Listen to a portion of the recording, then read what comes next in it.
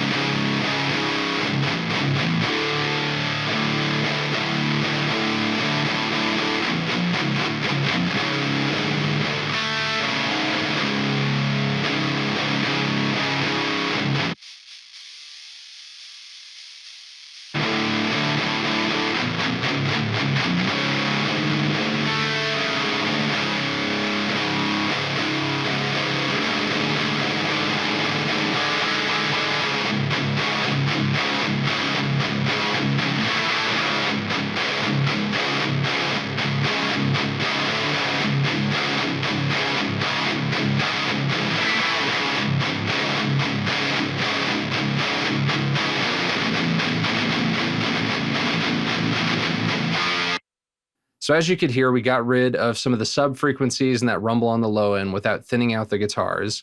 And I was able to get rid of a lot of the trash on the top end using that, kind of more soft, gentle technique instead of just that harsher one at 10K. I was able to get rid of much more of the fizz and top end we didn't need that actually wasn't helping our tone. And then the actual guitar tone was able to come into focus much more clearly. Next, I'm going to find and notch out a couple of annoying resonances we don't want in the sound. The best way to do this is to boost a small area of frequency until you hear a really annoying whistle or ringing sound. Now, it's important to not go overboard with this. A lot of people will then start finding tons of these and they'll start notching them all out. But just try 2 or 3, any more than that, and you can really start to kind of kill the life of your sound and guitar tone, and it just won't sound the same. I'm going to be looking first around the 4K area. Usually with distorted guitars around 4K, you're going to find some pretty awful resonances. And even though I was able to tame a lot of that top end, I was still hearing kind of a shh kind of sound that I want to get rid of. So I'm going to also look on the top end to see if there's a resonance I can take care of.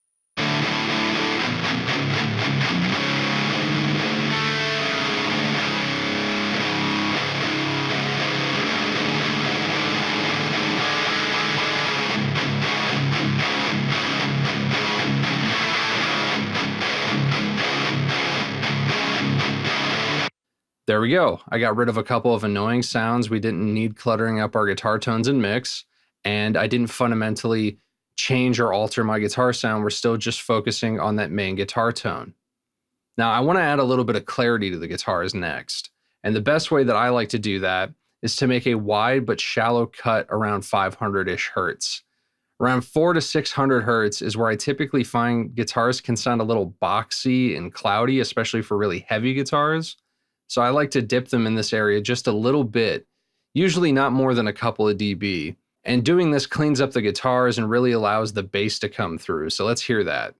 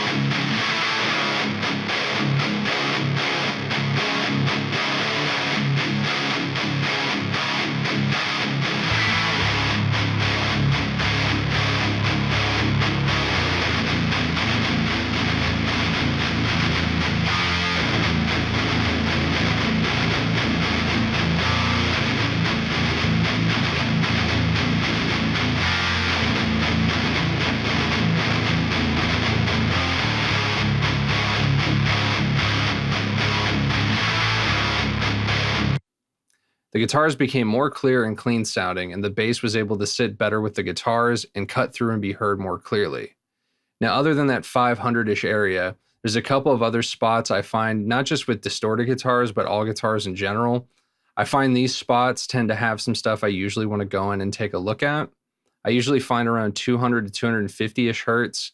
There can be this like unwanted honk sound that I want to tame. And around 2 to 3K, there can be some unpleasant and unwanted noise in the guitars.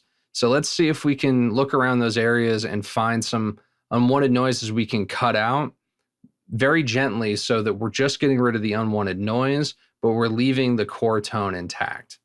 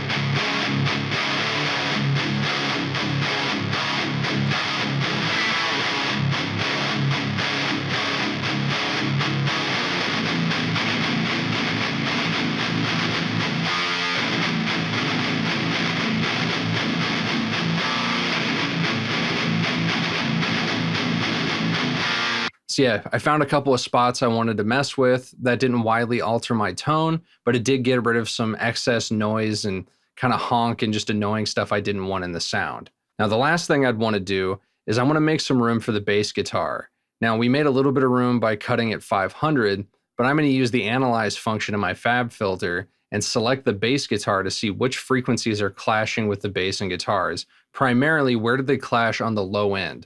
Because I want to give some frequency space to the bass on the low end, as that is the frequency space that it's supposed to dominate. It's going to be in charge of making everything feel big and thick, and so I don't want the guitars getting in the way of that.